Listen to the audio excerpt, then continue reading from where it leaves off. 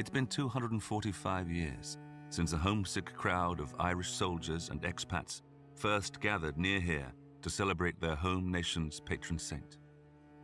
They could not have imagined how the city would come to take the parade to its heart.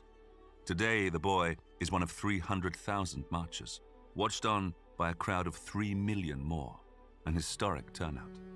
Among them is the New York Senator Hillary Clinton, and for the first time ever, the serving Irish President, Mary McAleese. At midday, though, there is a change in tone.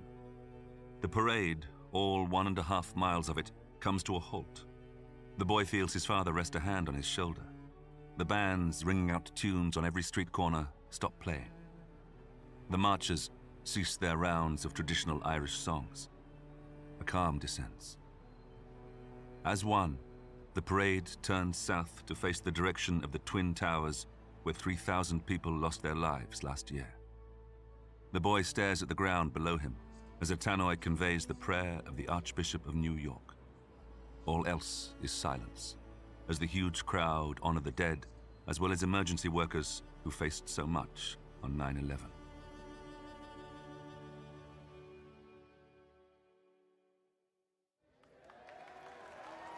Then the 2-minute silence is over. A raucous cheer goes up, and the parade resumes its journey onwards to St. Patrick's Cathedral, music and laughter once more filling the sky. That is the power of the St. Patrick's Day Parade in New York. Less a chance to contemplate the life of an ancient Catholic saint than an opportunity to come together as a community, whatever your religious beliefs or cultural roots. As the popular saying goes, on St. Patrick's Day, everyone is Irish.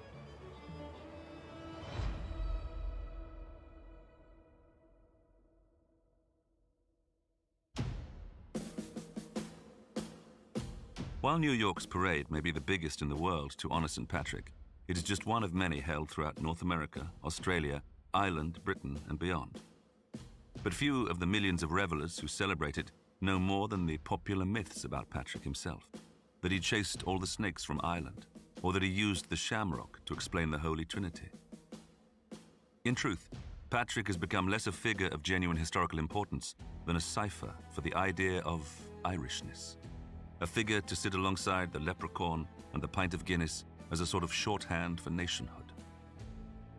The real Patrick lived some 16 centuries ago. But though much of his life is shrouded in mystery, much of what we do know reads like an adventure story. So how did the story of this man of God involve kidnapping and enslavement, druidism and paganism, daring escapes, feuds, and accusations? How did his commitment to spreading the word of God lead him to become the embodiment of all things Irish? I'm John Hopkins, and this is a short history of St. Patrick.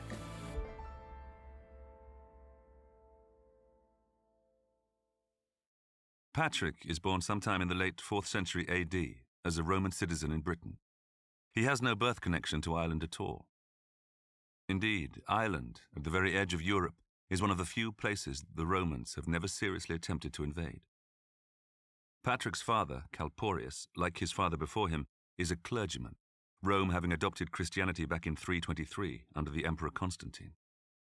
Since the priesthood do not yet have to take vows of chastity, it is no problem that Calpurnius is married with a family. He is also a city councillor, a role that gives the family yet more prestige and entitles him to wear a prized purple stripe on his toga to denote authority. Better still, the position is hereditary.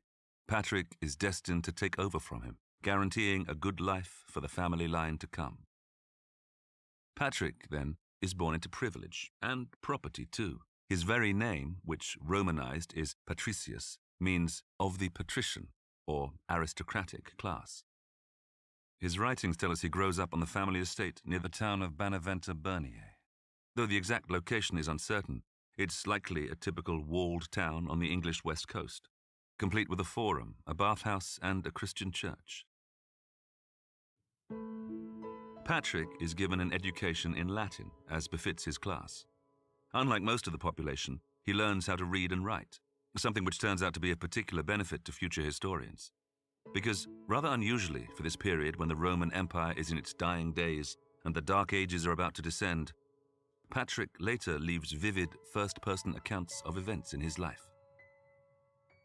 Philip Freeman is professor of history at Pepperdine University and author of St. Patrick of Ireland, a biography. Well, we are so lucky when it comes to St. Patrick. We have 2 documents that he actually wrote himself. We have 2 letters that have survived the centuries. This is very rare from this early medieval or period of late antiquity.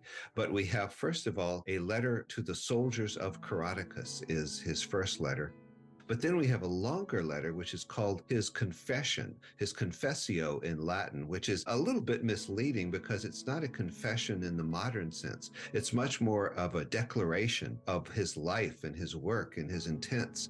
Of course, whenever you have people writing about themselves, you have to look at it a little closely. We all tend to be sometimes a little bit dishonest and we try to paint the best picture of ourselves. But the letters are actually interesting in that aspect too, in that Patrick reveals his faults and his problems and his shortcomings in a way that very few other ancient authors will admit to. When you read Julius Caesar, when you read Cicero, when you read Plato, they don't talk about all of their insecurities and doubts and fears and problems, but Patrick is not afraid to do that. And so I tend to take the letters fairly seriously and as really good historical sources. As he grows older, the strong-willed boy starts to assert his independence and challenge the ways of his parents. He was raised in a Christian household, but by the time he was a teenager, he had become an atheist. He no longer believed in any of the Christian teachings that his family told him, but he was brought up in them. And so he, read the Bible, he was trained, he knew the stories, he knew all of the Christian background, but he wanted nothing to do with it.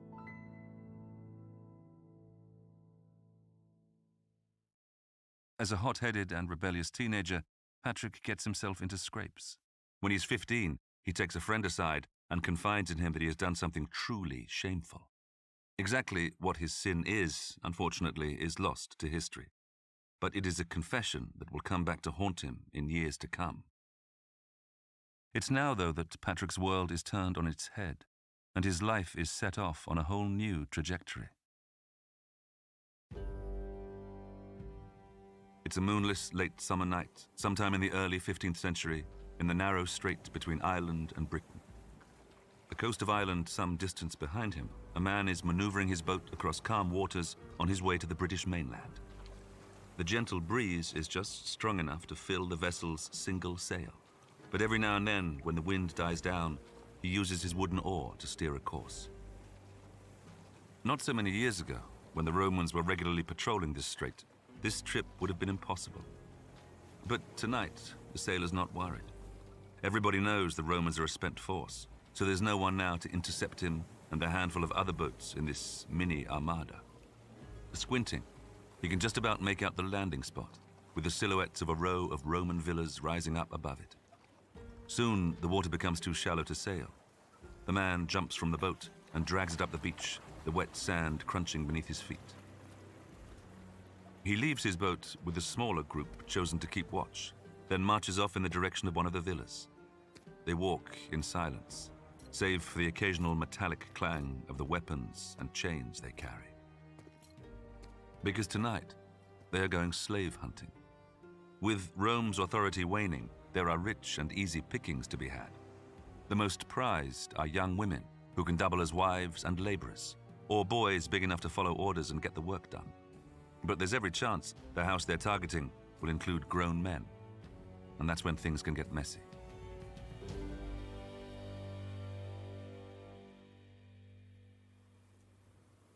The sailor speedily strides up the beach and along a rocky path that leads onto farmland. Squelching across a muddy field, he hears a distant sound.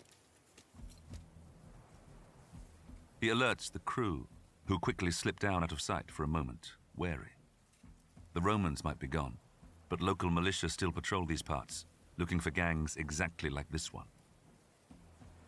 The moment passes, and they continue crossing the field to the smart 2-story villa surrounded by a low wall. The sailor vaults it in a single motion. He creeps to the smart main house and tries the door. It is held in place by a plank of wood, but it splinters when he leans forcefully against it. The men creep inside, across a clean stone floor and past the dying embers of a fire. While some check downstairs, the sailor climbs the wooden stairs and into a room from where he can hear snoring. Here there is a youth, deep in sleep. 16 years old at a guess and healthy looking. The sailor gestures to the men behind him, who quietly follow him inside. They are already bearing down on the boy when he awakens. Before he can cry out, the sailor claps his hand over his mouth, while the others grab his arms. Another raider comes in to report that the boy is alone in the house. His parents, it seems, are away on business. They gag the boy and shackle him. A chain is fastened around his neck. Then manhandle him down the stairs and into the courtyard. Before long, more victims appear. Servants rounded up from the outside accommodation. They are joined together with 3-foot-long chains and frog-marched back to the boats. For the sailor, it is a good night's business. But for those in chains, it is the end of their lives as they know them. None will have a sharper fall than the boy. Until now, he has enjoyed a life of relative comfort and ease. But for this boy, whose name is Patrick, all of that is gone.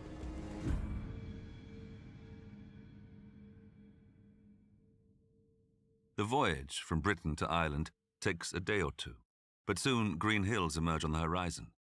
The boats are hauled into shore, and Patrick and the other captives are unceremoniously thrown out. Hungry and thirsty, Patrick struggles to keep pace as he is route marched to a slave market in a nearby village. His teen bravura quickly ebbs away. Men circle round, sneeringly inspecting the chattel. He flinches when they squeeze his biceps to gauge his strength, or poke their fingers in his mouth to see his teeth. A discussion between buyers and sellers follows, haggling over price. Patrick cannot understand the language and does not want to think how much or how little his life is considered to be worth. A couple of minutes later, and the deal is done. He has been bought by a farmer from the northwest of the country, probably around where County Mayo is today. He is soon on the move again, rattling about in a rickety old ox-drawn cart, and then back on his feet for a trek to what will be his new home. His legs ache with the effort, but each time his pace slows or his shoulders slump, the point of a blade pushes him on. He dares not make a sound in protest or catch the eye of his new owner. He senses that he is not only being introduced to a new country, but to an entirely different way of life. The distance between Ireland and Britain may be small, but the cultural differences are vast. Ireland was a very agricultural society, as it still is today. There were cattle, there were sheep, and because of the Gulf Stream, it never got particularly cold. At least it didn't snow and ice too much in Ireland. And so it was a rich agricultural place. It traded with the Roman Empire. They exported probably cattle and especially Irish dogs, Irish wolfhounds. And so there was trade that had gone on for centuries, but it was an entirely different world. To use the word uncivilized and barbaric, that probably isn't stretching it too far. It was a very, very different place than the civilized Roman Empire. Irish culture, Irish society was set up according to tribes. There were at least 100 independent tribes in Ireland. They were always fighting with each other. Sometimes they would cooperate with each other, sometimes they wouldn't. It was a society of warriors where the kings and the warriors were on the top, and there were farmers, there were laborers. Patrick has grown up with stories about the ferocity of the Irish. Back in the 360s, they, along with the Picts and Saxons, had launched wave after wave of attacks on British soil. There were plenty of people in Patrick's own town who still shared stories of their battles with the invaders. The Irish, they would whisper after a drink or two, are devils. Not that forced labor is anything new to Patrick, whose own family enslaved people. It is the way of the world. But rumor has it that life in chains in Ireland is harder than in Roman society. For starters, here it is impossible to work your way out of servitude. Patrick can harbor no hope of ever buying his way back to freedom. The farm on which he finds himself is far more primitive than the one his family owns. None of the multi-story stone buildings and sturdy perimeter walls here. The family that own it live in a round house constructed from mud, clay, and branches, with a conical roof of reeds to keep out the rain. Around their land is a fence of sharpened wooden poles.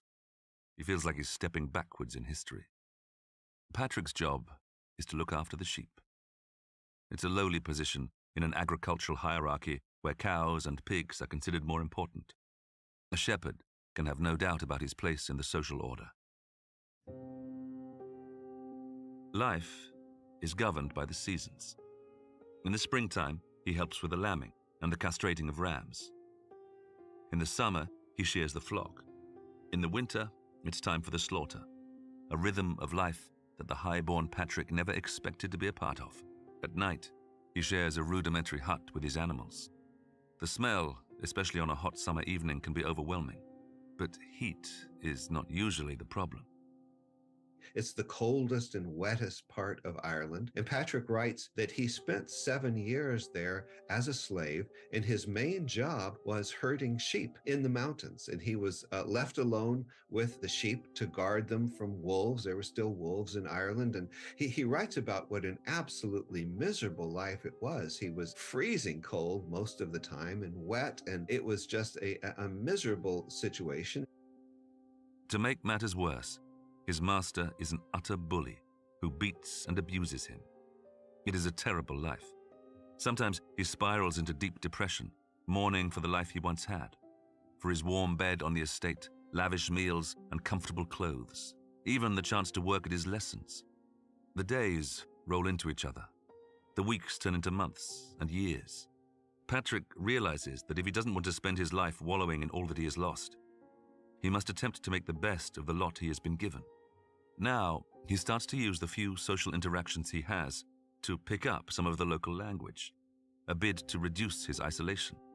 He begins a spiritual re-engagement too, turning his back on the cocksure youth who not so long ago had been rolling his eyes with his mates in church back home. Now, he prays not just once or twice a day, but almost constantly, as his faith deepens. He fasts too, denying his body food both as an act of purification and as a recompense for previous sins. As Patrick tells it, he is asleep one night in his dank hut when he hears a voice from somewhere. It tells him that he's been doing well in his religious observance and that he will be going home soon. Without hesitation, he believes that these are the words of God himself. In this period, adherents of many different religions believe dreams provide the perfect environment for divine intercession. The following night, he goes to bed with eager anticipation of another message, and he is not disappointed. The voice returns, confirming that he will shortly be on his way home, but there is additional detail this time. His ship, the voice tells him, is ready. What can this mean? What ship? How is he meant to find it? If he's found trying to escape, he could face execution. There are the harshest punishments for anyone aiding an escape too. So whatever he might do, Patrick knows he will have to go it alone. It seems an impossible challenge. But though the odds are against him, his faith is strong. Certain that he's been given a message from God, Patrick is determined to follow its instructions.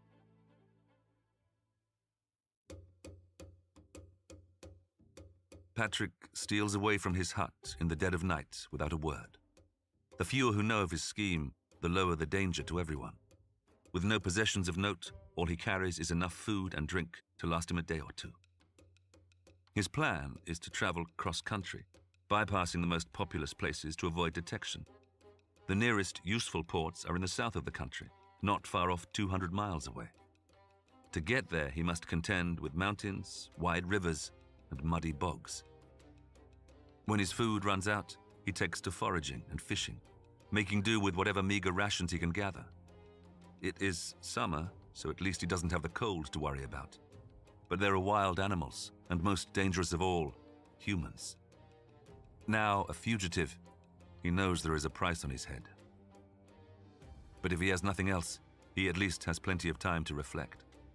Despite the dangers and hardships, his faith doesn't waver, and after several weeks of journeying, he arrives at a port. And so he flees across Ireland, and he talks about fleeing about 200 Roman miles, which is the entire length of Ireland. So if he's up in Mayo, he's fleeing somewhere down near Cork or on the southern coast. He's more careful than ever. His Romano-British accent is an instant giveaway that he does not belong here. It would not take long to figure out that someone dressed like him, with that accent, is likely an enslaved man on the run.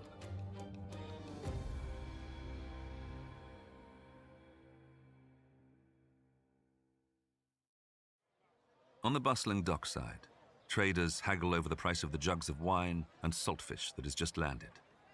A child in tunic and leggings chases a puppy. But Patrick keeps a low profile, trying to look inconspicuous next to a wooden hut and avoiding all eye contact. He is watching a ship, readying itself for a long voyage.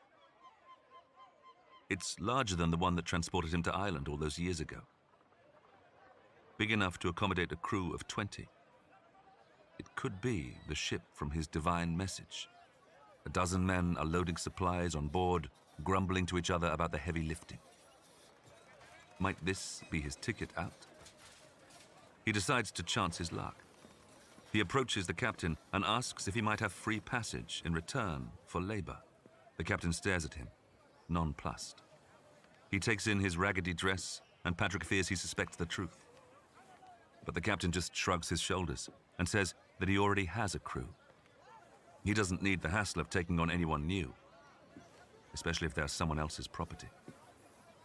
Patrick pleads with him, but the captain turns his back and gets on with directing his men. Crestfallen, exhausted, Patrick walks away. It is an effort not to cry. What else can he do? Has he not followed his lord's orders? And to what end? To be stranded here, an outlaw in a strange place, a hostage to fortune. He hardly notices the footsteps coming up behind him and jumps when he feels a hand on his shoulder. It is one of the sailors from the ship. The captain has changed his mind about that extra pair of hands, he explains. They're almost ready to leave, and once they're at sea, no one's going to care who's on board. If there are questions asked later, the captain will deny all knowledge of escaped slaves. Patrick doesn't need asking twice. He rushes back to the vessel with his new shipmate and begins heaving supplies on board. There is the sound of barking from within the vessel, the cargo of wolfhounds being taken to sell in Britain. It is not long before the dockside is clear and the ship ready to set sail. But before he is allowed on, Patrick is given an order. He is told to suck each of the crew's breasts. For sailors of this time, it is not such a strange request, a sort of initiation ceremony designed to bond them to each other before they face whatever lies ahead. To Patrick, though, it's a pagan custom that conflicts with his own Christian faith. His refusal is met with some grumbles of annoyance from the crew, but time is pushing on, so he is forgiven this time. While the sun is still high in the sky, the ship's ropes are untied and the vessel casts off. Patrick is homeward bound.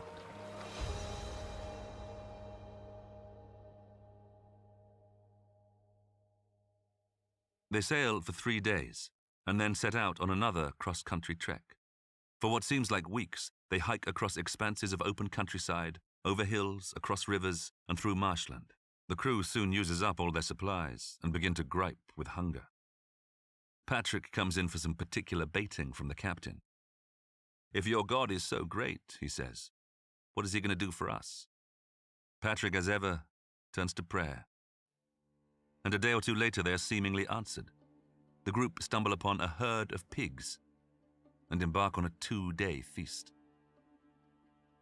There is wild honey, too, although when Patrick learns that it has already been offered up to his companions' pagan gods for blessing, he refuses to eat it.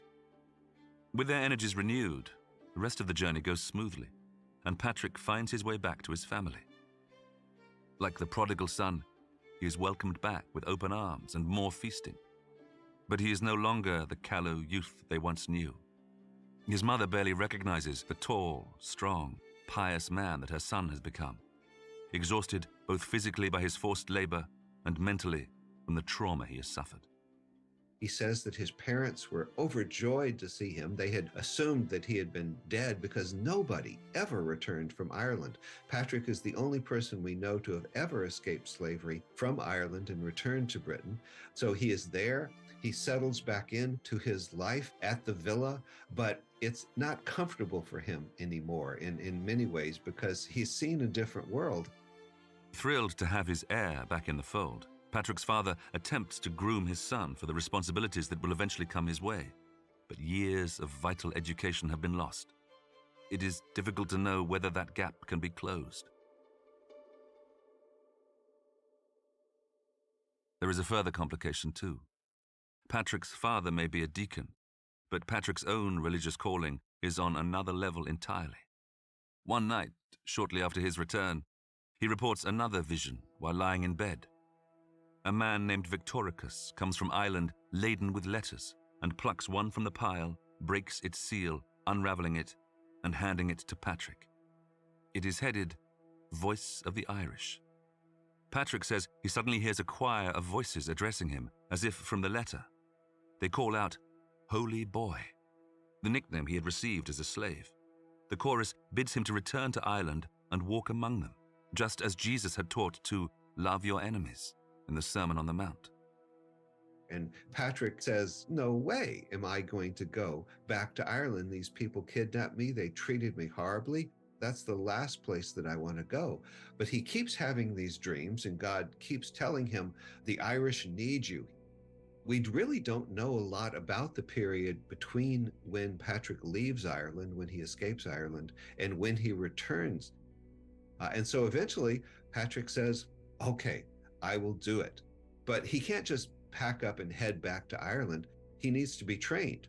And so he had to spend at least several years training for the ministry, learning, getting ordained first as a deacon and then eventually as a priest.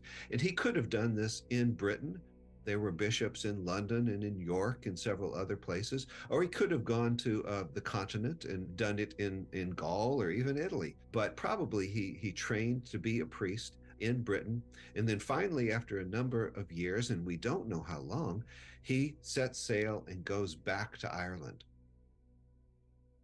In 431, a flotilla of small boats moor up on a stretch of rocky coast beneath Dublin Bay in the shadow of the Wicklow Mountains.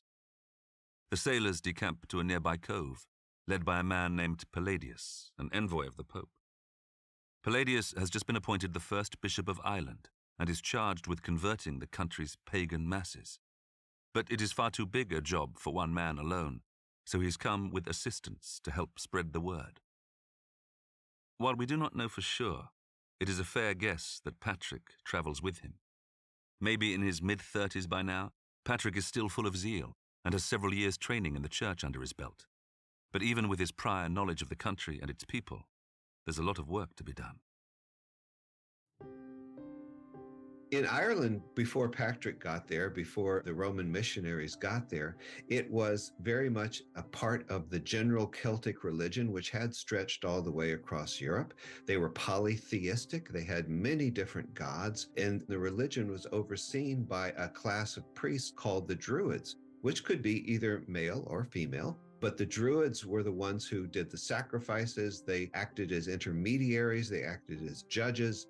And so it was a religious society, very religious in many ways, but it was much more like the old pagan Greeks and Romans than like Christianity. Palladius's involvement in the mission, however, is unspectacular. It is not long before he drops out of the historical record, and Patrick takes over as the church's main representative in Ireland. His mission is twofold: to protect the relatively small pool of existing Christians and to add to it by converting non-believers. Much of his work is focused in the north of the country, especially around Armagh.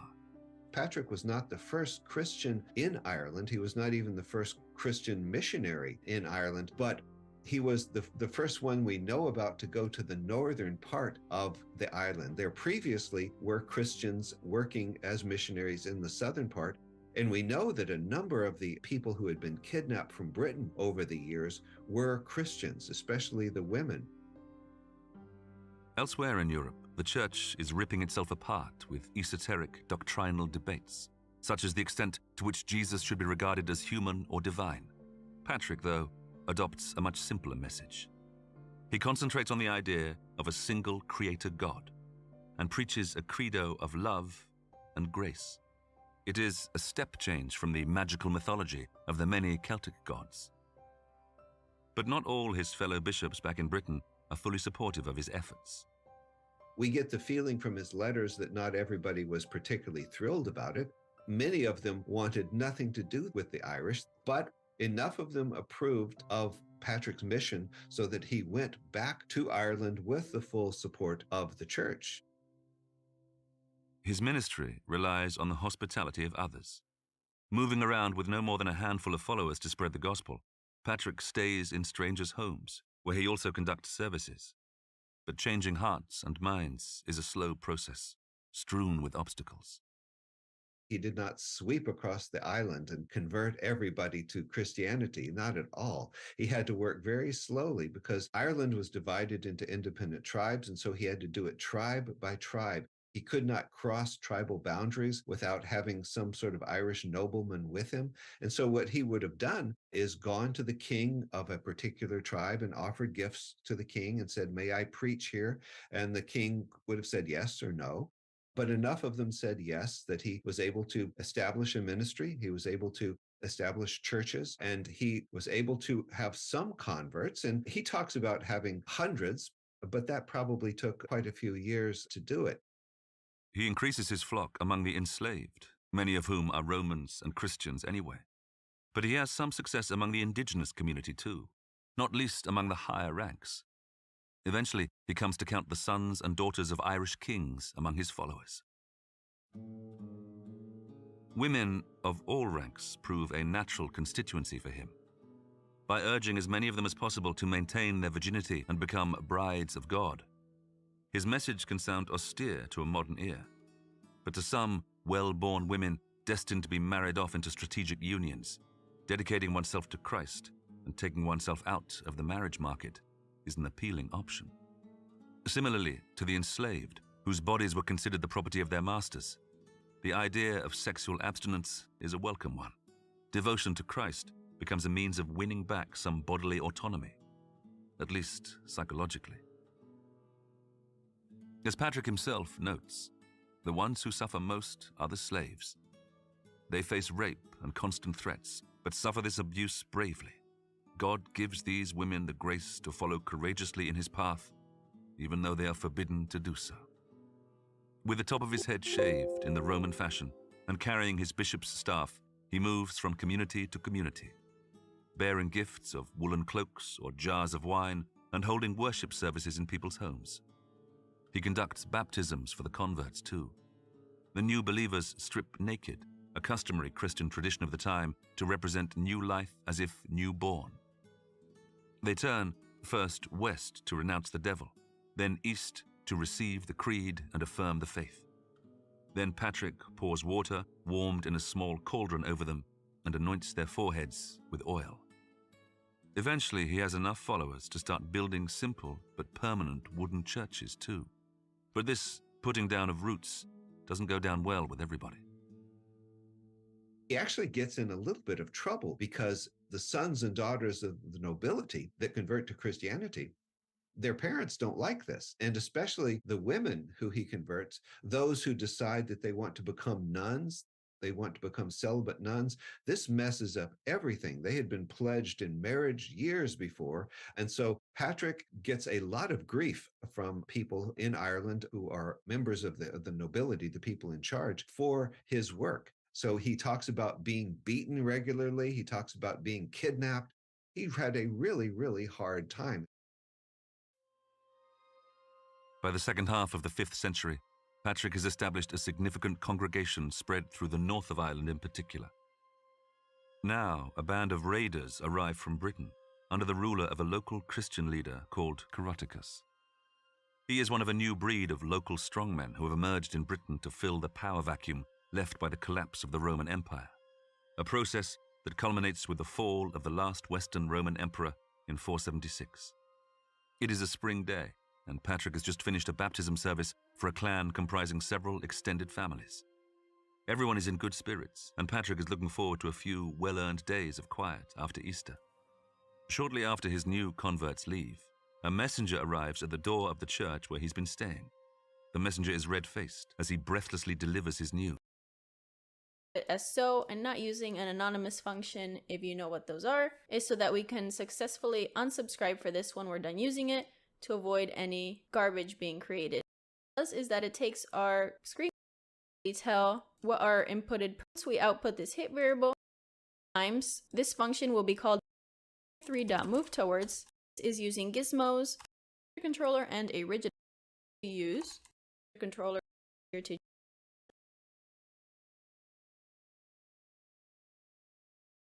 Hello, so in today's video I'm going to be covering a called on mouse exit. We can make it do our thing. Just we're detecting that we're over a collider, and this collider has the on mouse functionality, and then we can make it do our thing.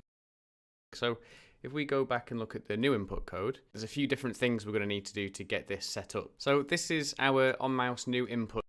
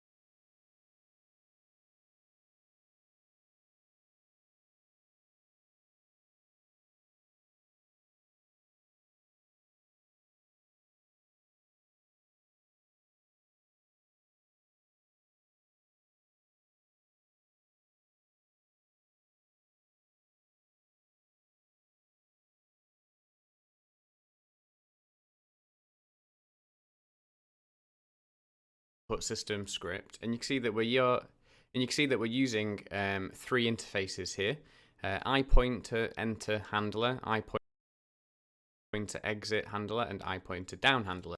The unit actually take in a pointer event data based event print. First thing you need, put on there normally on your camera. You need to make sure that over in Unity, first thing you need is on your camera, you need to make sure that you add a physics ray cap.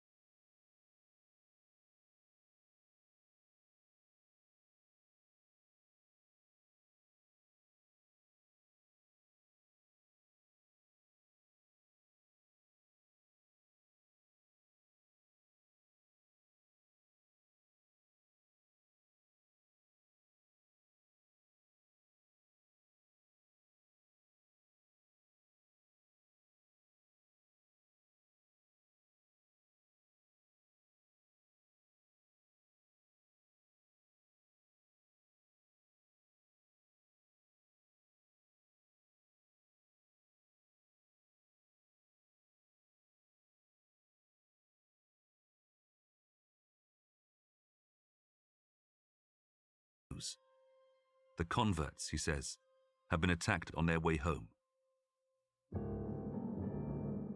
It is carnage. Most of the men are dead. The women and children, still in their baptismal robes and with the sweet scent of anointing oil clinging to them, have been kidnapped and taken back to Britain. Patrick is furious.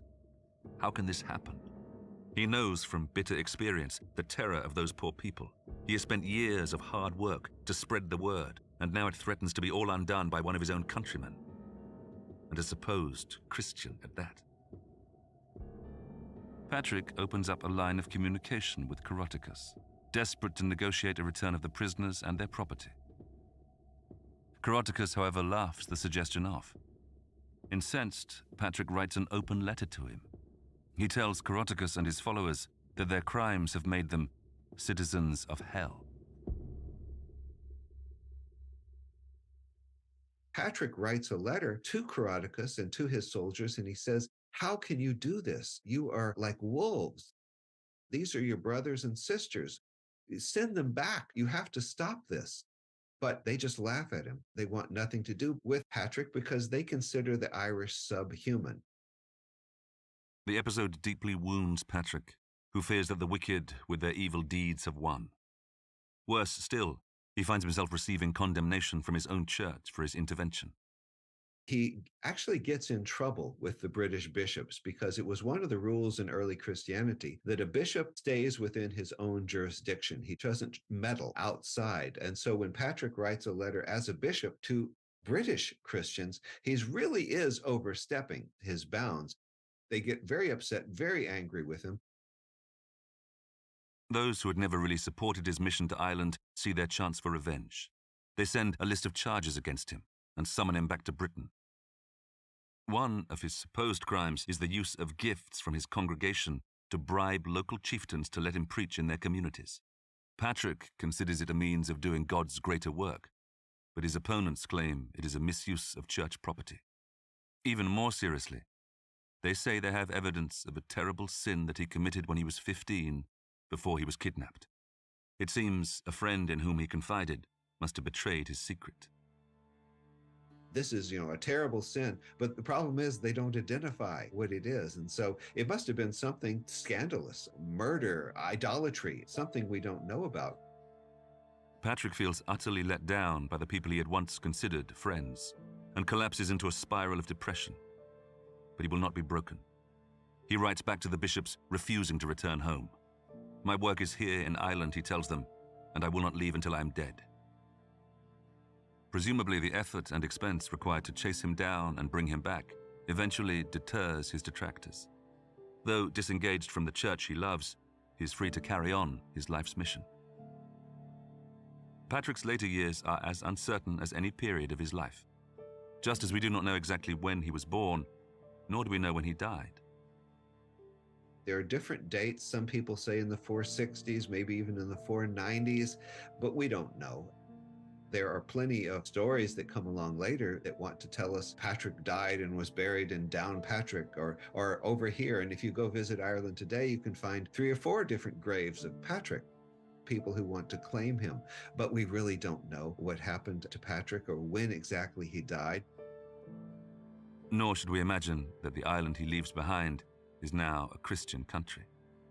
When Patrick dies, Ireland is still very much pagan. The majority of the people are not Christians at all. And it's going to take 200 or 300 years before Christianity is really going to take over. The stories that came along later that said that Patrick came in and he converted tens of thousands of people in mass gatherings, that it didn't happen that way. It was a very slow process with Patrick and with many other people working. So it took Ireland several centuries until it became fully Christian.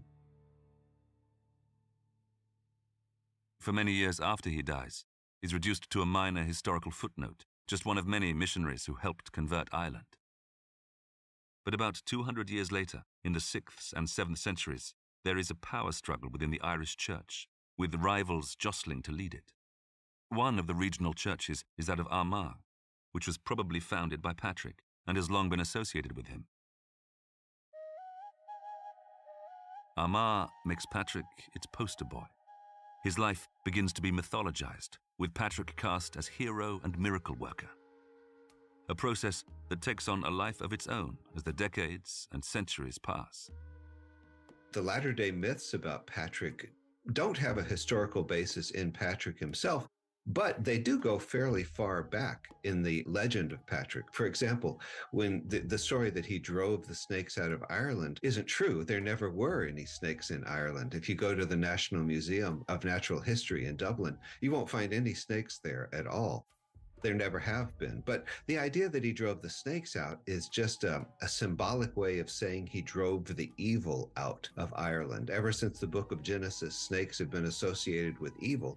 And the idea that he used the shamrock, the three-leaf clover, to explain the Christian Trinity, well, that's nothing that we have in the historical documents early on about Patrick either.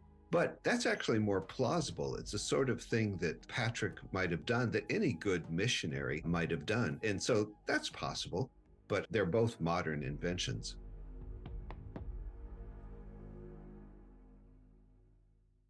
Regardless, the movement to have him recognized as a saint gains momentum, and by the end of the 7th century, he is widely accepted as the nation's patron saint. His feast day falls on the 17th of March, which some say is the date that he died. But the reinvention of St. Patrick as a cultural totem, the personification of Irish culture in all its ancient and modern aspects, is far more recent. It's rooted in the homesickness of Irish expats thousands of miles from home about a millennium later. It was a minor religious holiday. It was not a particularly big deal. St. Patrick's Day, as we know it now, was actually not invented in Ireland at all. It was invented in Boston and Chicago and New York and Sydney, Australia. And it was invented by Irish immigrants. So when the Irish immigrants came over to America, for example, in the 1800s, they were not treated well. They were at the bottom of the social class. So they really wanted something to rally around, somebody to rally around. And so they began to hold these St. Patrick's Day festivals. And it took many years until they started dyeing the Chicago River green and doing such things. But eventually, St. Patrick's Day became a big deal in America. And then it spread to Canada and to other places as well. And eventually, even back to Ireland. I remember going to Ireland in the early 1980s around St. Patrick's Day, and it wasn't that big of a celebration. But you go over to Dublin nowadays on St. Patrick's Day and you can't get a room, and the pubs are just overflowing. Patricius's journey from Romano British slave to missionary to patron saint to international figurehead of the Irish is complete. His name today is less associated with biblical teaching and more so with national pride, carousing, and festivities. Quite what Patrick himself would make of that. A man who suffered great deprivation and who preached total devotion to God is anyone's guess.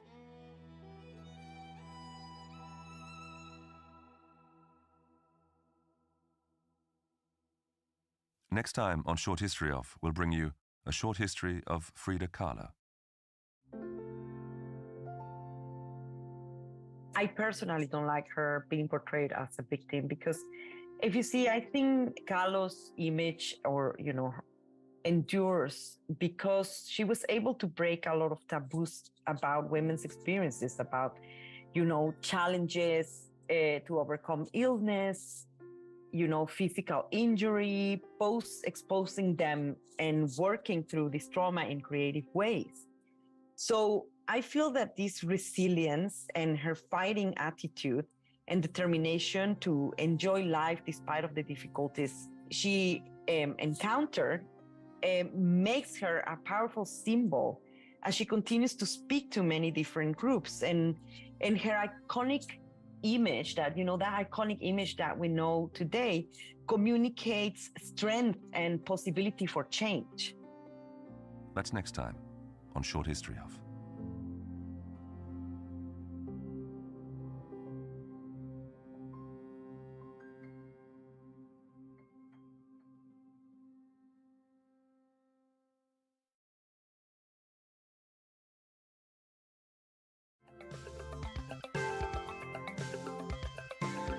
What is up, people of the internet? Welcome back to another episode.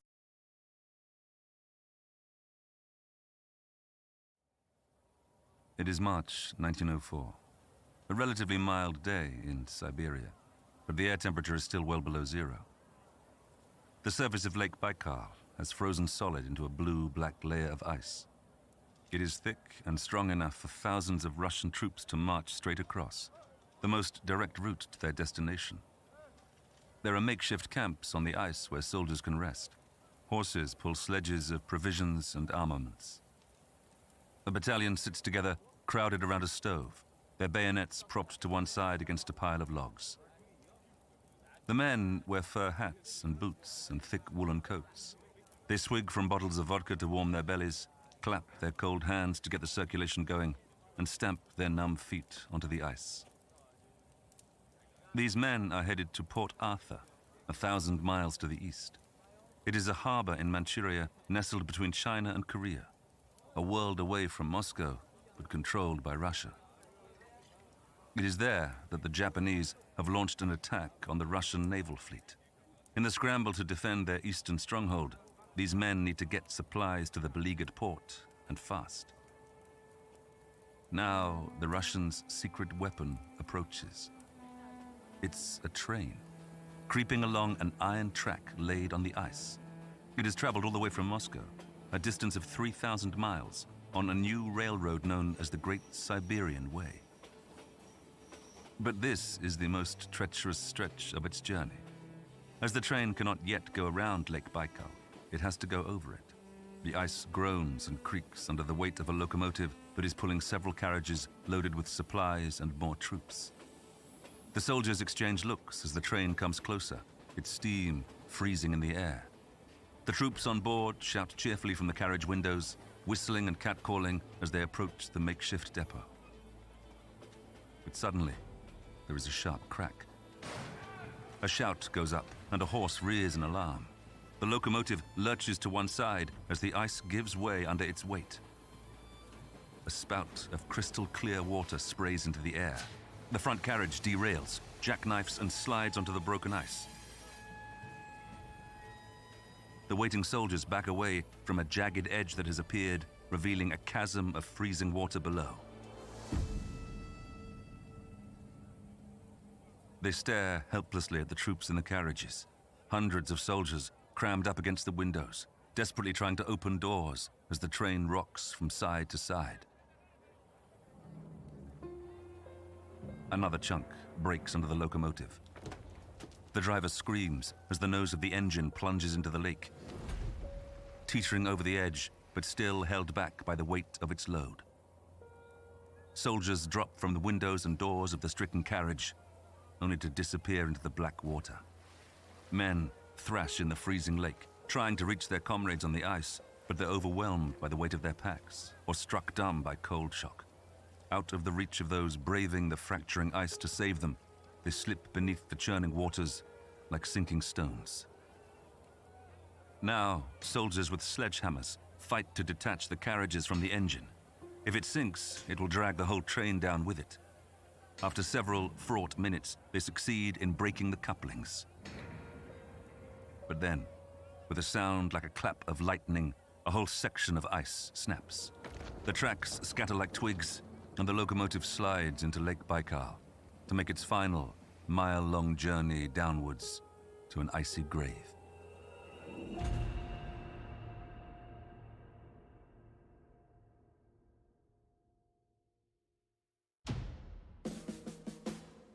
The Trans-Siberian Railway runs uninterrupted for over 5,700 miles across Russia, from Moscow in the west to Vladivostok in the east. It is the longest train line in the world. It spans 7 time zones, and even now the journey takes a week. The train must cross a continent and its unique landscape: the Ural Mountains, the Russian steppe, Siberia, the immensity of Lake Baikal, and rivers that can be 3 miles wide.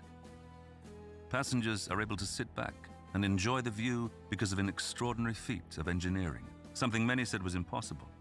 But the relative luxury enjoyed by those traveling across Siberia by rail today belies a dark past.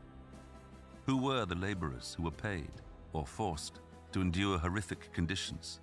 How did the railroad provoke a war? And what part did the train line play in the bloody conflicts of the 20th century?